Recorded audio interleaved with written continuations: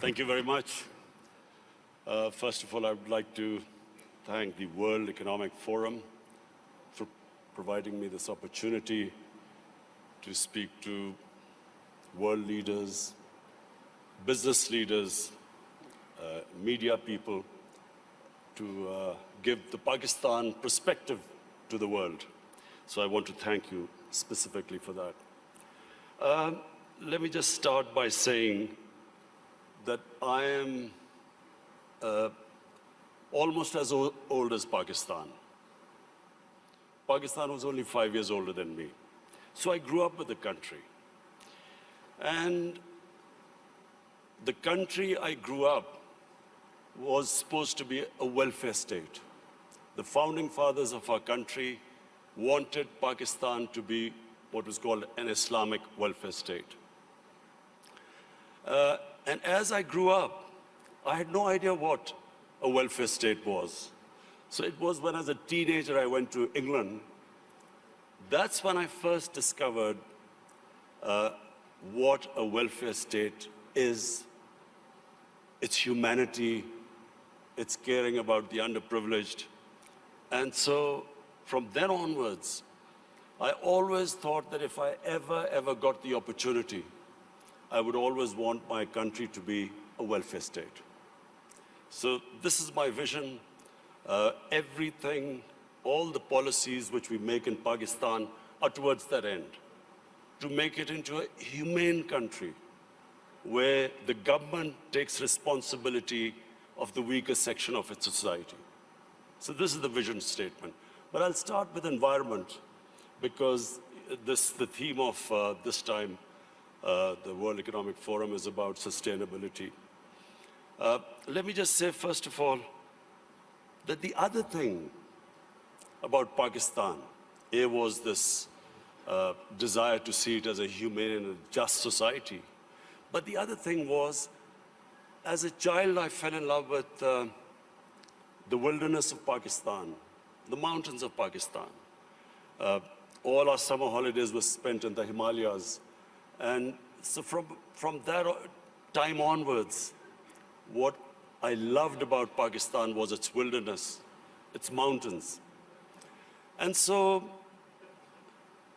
as with age I saw these mountains, this wilderness disappearing, and especially the way we destroyed our forest cover, I always resolved the second thing, that if I ever got the opportunity, I would make sure that we preserve this God-given beauty of our country. And we start a reforestation campaign. So in 2013, my party won an election in one of the provinces, which was the former northwestern western province called Pakhtunkhwa. And that's when we started one of the most ambitious campaigns to plant 1 billion trees in 4 years. And against all odds, we did it. No one expected it to happen, but we involved the local communities. We first made them understand how important trees were for the future. We made the people understand that Pakistan was very vulnerable to climate change. And we appealed to the people. We involved women in the mountainous areas to grow nurseries. And it became one of the most successful campaigns in our country's history of forestation. So we planted 1 billion trees. So when I became the Prime Minister, I resolved that we would plant 10 billion trees in Pakistan in the next 4 years. And this is now our objective. The experience we learned from the KP province, we are now using that experience to grow these nurseries, involve local communities, especially involve women, because they were very good in planting, developing and planting nurseries. So, why is it important for us to grow trees? For two reasons. One, as I mentioned, that Pakistan is vulnerable to global warming. Secondly, in our cities, pollution has become a silent killer. So unfortunately, there was no plan before, and our cities got very polluted, specifically Lahore, which had the pollution levels like Delhi in India, rose high because for some reason, our planners removed 70% of the tree cover of Lahore in the last 10 years. Apart from the environmental aspect now, the third thing I realized, that you cannot make your economy grow unless and until there is peace and stability. Pakistan in the 80s became part of what was the Afghan Jihad. Pakistan became allied with the US to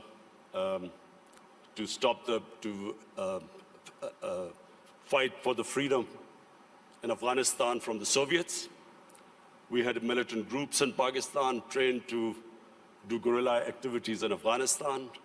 Once that ended, once the Soviets left, we were left with the militant groups, and Pakistan suffered the consequences. First time ever we had militant groups in Pakistan. We had sectarian groups. We had this called the Kalashnikov culture. We had drugs coming into the country. And that was a watershed in Pakistan. Things started going wrong and as I repeat, for economy, you need stability. You need peace and order. So if you have armed militias in your country, that became one of the impediments on economic growth. Come 9/11, we again joined the US in its war on terror. This time, the same militant groups that were created, Pakistan was required to disarm them. So again, we went through this process. 70,000 Pakistanis died in it. And of course, what was hit was economic growth. And then the image of Pakistan, a dangerous place in the world. So when I assumed power, my government decided that from now onwards, Pakistan will only partner another country in peace. We would not become part of any other conflict. We would not join any country in its conflict. And since then, we have played our part. We have tried to ease tensions between Saudi Arabia and Iran.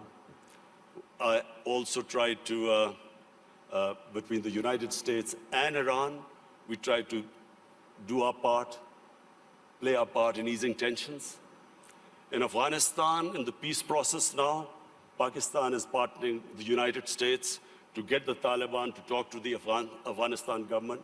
It is the nearest we are to some sort of a peaceful solution in Afghanistan. The third issue, economics. When my government came into power, as you mentioned, we inherited the worst economic crisis in our history.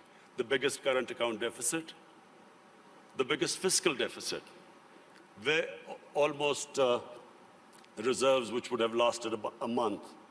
Since then, I must pay tribute to my economic team. And of course, we took very tough decisions. I have been in public eye for 40 years, but the sort of public attitude I have to face in the last 1 year, I've never faced in my life because of all these tough economic decisions we've taken. People are hurting. Naturally, when you do stabilization, you squeeze the economy, people hurt. But we have gone through this very tough period. And mercifully, our economy stabilized. The rupee that was falling, it's now, in fact, in the last few months, it's gained a bit. Our stock market has gone up. Investment in Pakistan year to year has gone up by 200%. So things are we are in the right direction, although I have to say we still have a lot of hard work to do. This year now, we are looking towards economic growth. The idea is now so that we provide employment, bring in investment in Pakistan, create the conditions. And I'm happy to say that in 1 year, according to the World Bank, that index of ease of doing business, Pakistan went up 28 points in the ease of doing business. We were in the top 10 countries, which made the biggest improvement. What are the advantages of Pakistan? Number one is our population. We are 210 million people. 60% of Pakistanis are below the age of 30. This is the real strength of Pakistan.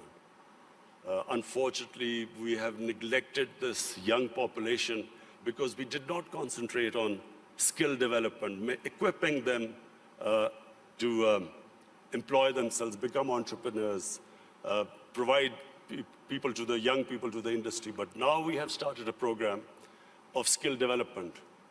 We have partnered World Economic Forum in this, this program of Skill Gap, and we have laid a huge amount of money for startups, young people, encouraging them to start their own businesses. This is the first time we've done apprenticeship. We are encouraging industries now to employ young people. So this is really a big source. This is a big resource which will, we hope, one day lift Pakistan. The other advantages Pakistan have, number one, is our mineral wealth. Sadly, untapped. Pakistan is sitting on one of the most precious gold and copper reserves. Unfortunately, we've had a few issues, so these reserves have remained untapped, but we have enough reserves that we can pay off all our foreign debt. We also have one of the largest coal reserves. We have rare earth minerals. We have unexplored gas reserves. So the whole government attention now is to develop these resources. We also have very fertile agricultural land. Unfortunately, the practices which we have done, we have not really explored this potential. Our productivity is one of the lowest. So for that, we have got help from China. China has been in the CPEC, what is this, the Pakistan-China Economic Corridor. We have in that got China to help us in developing the productivity of agriculture sector. And this is, I think, one area where Pakistan can make strides very quickly, because we do have fertile land. Unfortunately, as I said, our productivity is very low. And finally, my vision of Pakistan stems from its strategic location. Pakistan is strategically placed, probably one of the most fortunate positions in the world. On the one side is China, one of the fastest growing markets, and of course, closely allied to Pakistan. Then we have energy reserves in Central Asia. And the moment there's peace in Afghanistan, we then have access to all the markets in Central Asia. Then we have Iran, and hopefully, if things settle down, Iran also, the more we trade with Iran, both countries will benefit. The biggest neighbor, second biggest neighbor is India. Unfortunately and sadly, the situation between India and Pakistan is not what it should have been. There are various reasons, and I won't go into it right now. This is not the right forum. But the moment Pakistan and Indian relationship becomes normal, trade starts between the two countries, then one can imagine the location, the strategic location of Pakistan with China on one side, India on one side, and then countries with excess energy on the western side. I am someone who believes that in Pakistan, the moment we get our governance right, that is the real issue. Sadly, our governance, in the past 30 years, the way our governance deteriorated, that was one of the biggest reasons that we have not been able to fulfill our potential as a country. The country has tremendous resources, young population, strategic located. All now, from now on, my government's biggest challenge now is how we can improve our state institutions, so we can improve our governance, so we can tap our potential. Thank you.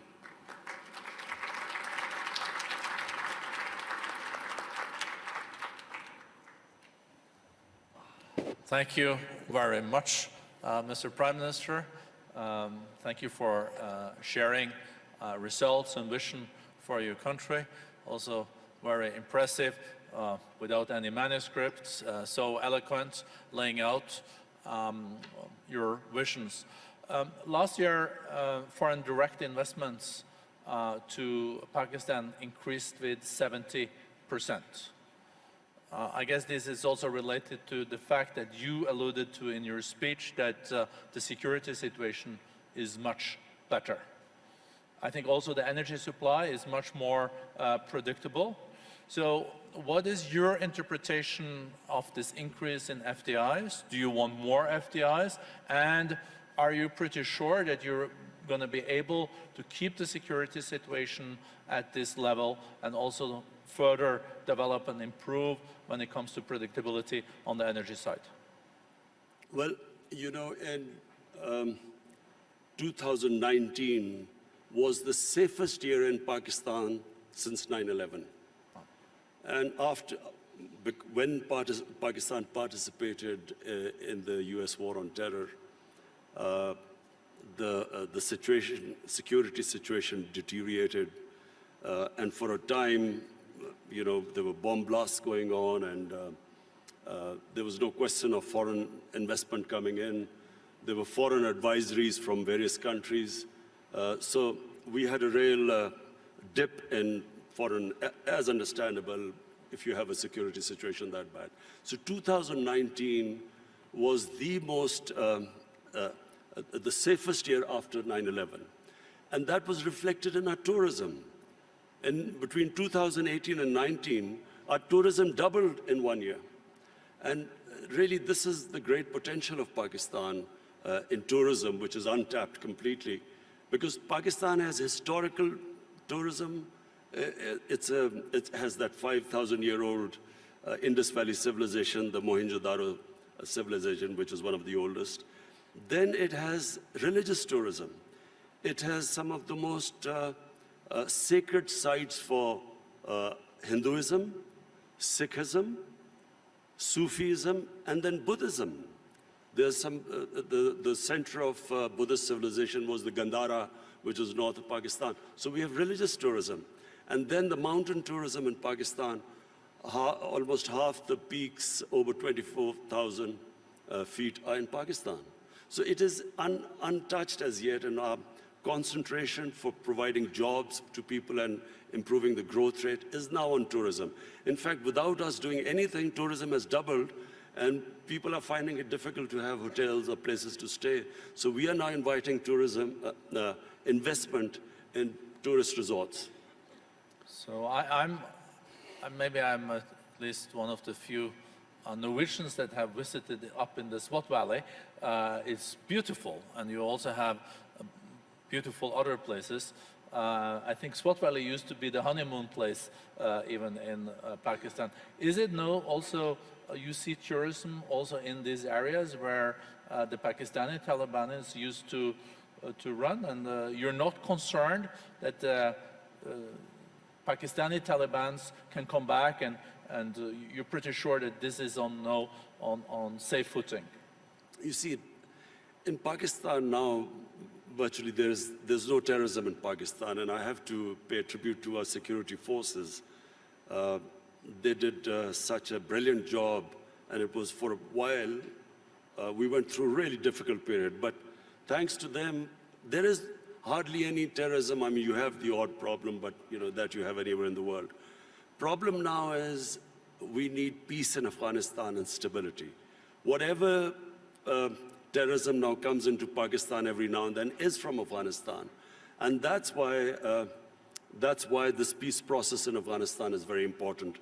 The quicker Afghanistan settles this peace and stability, it's not just only good for Pakistan from the terrorism point of view, but also the connectivity to Central Asia and which will benefit both Afghanistan and Pakistan. Are you, Mr. Prime Minister, optimistic that there can be a deal between Taliban and the government in Kabul?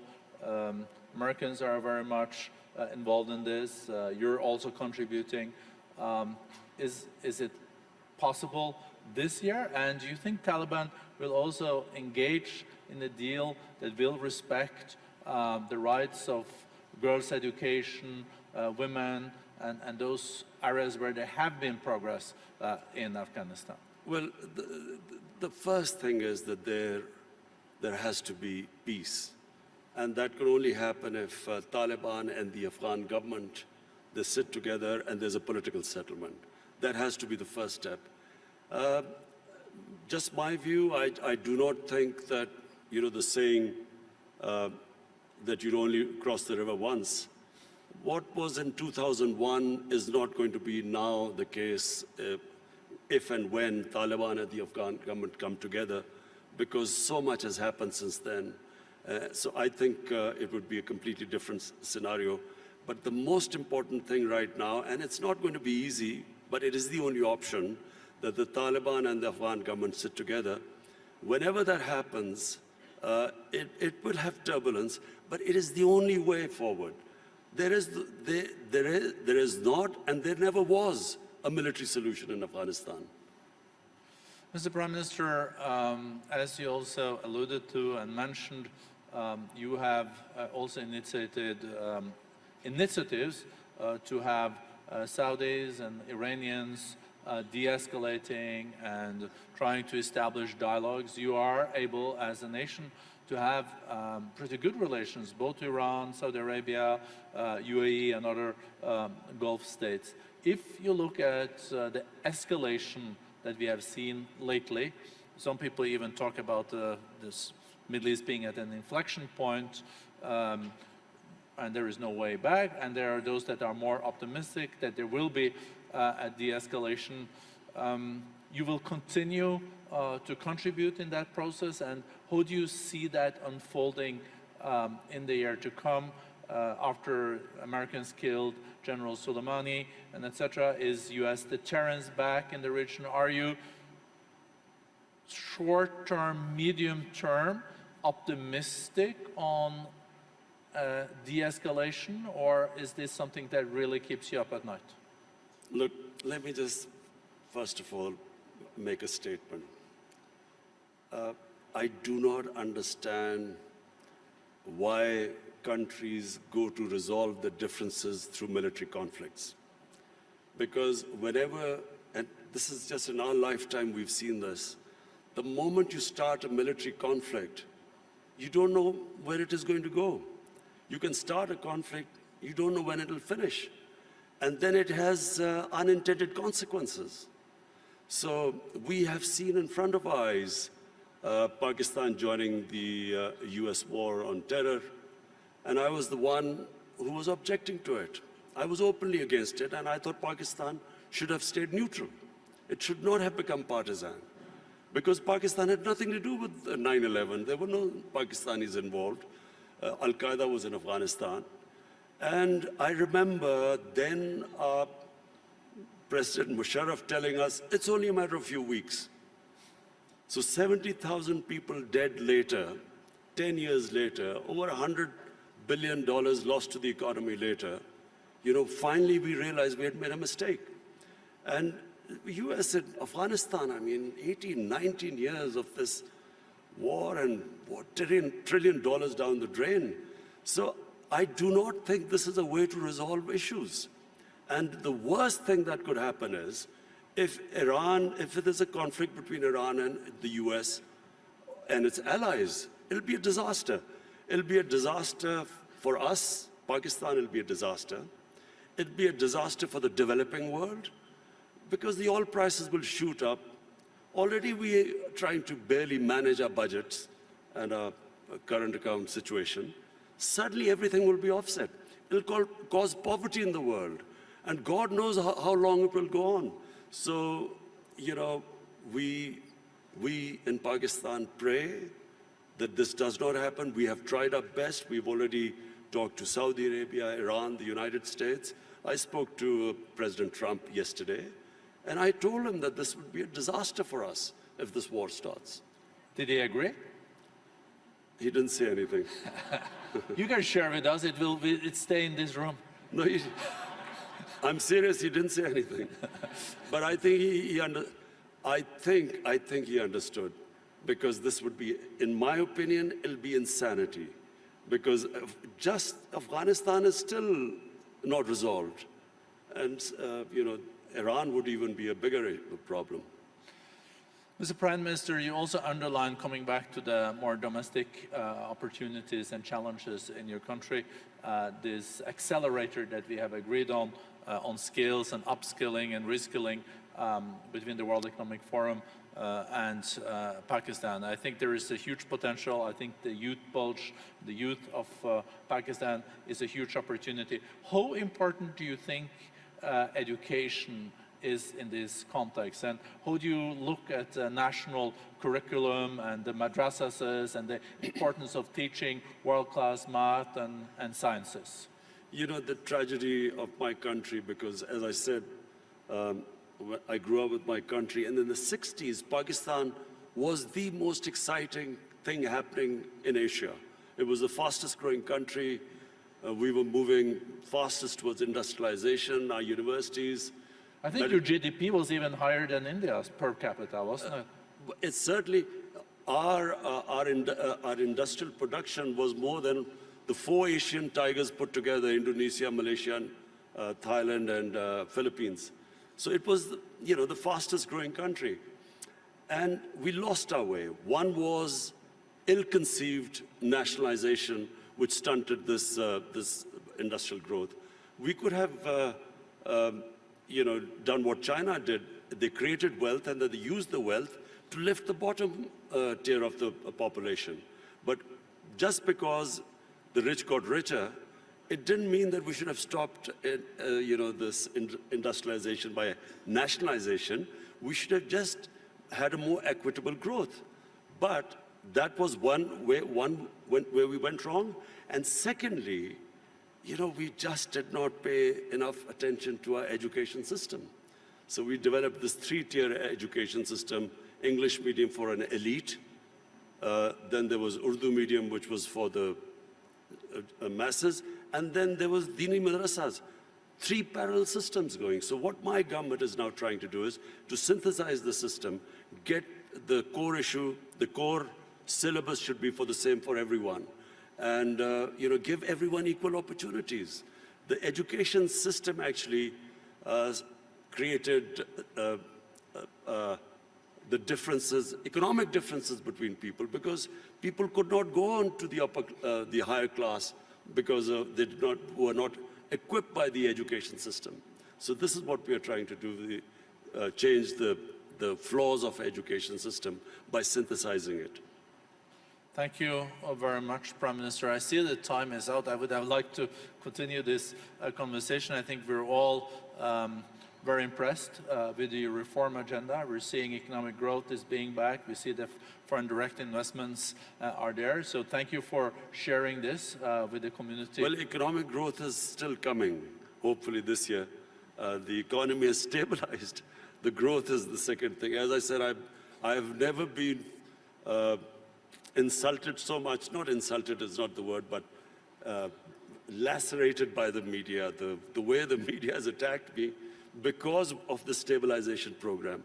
But this now, 2020, is the year we want to lift our growth rate and provide jobs to our young people. And I think you can also rely on the Davos community when it comes to supporting your agenda for reforms in your country, so you get back growth and a more inclusive growth. Thank you so much, Mr. Prime. Thank you.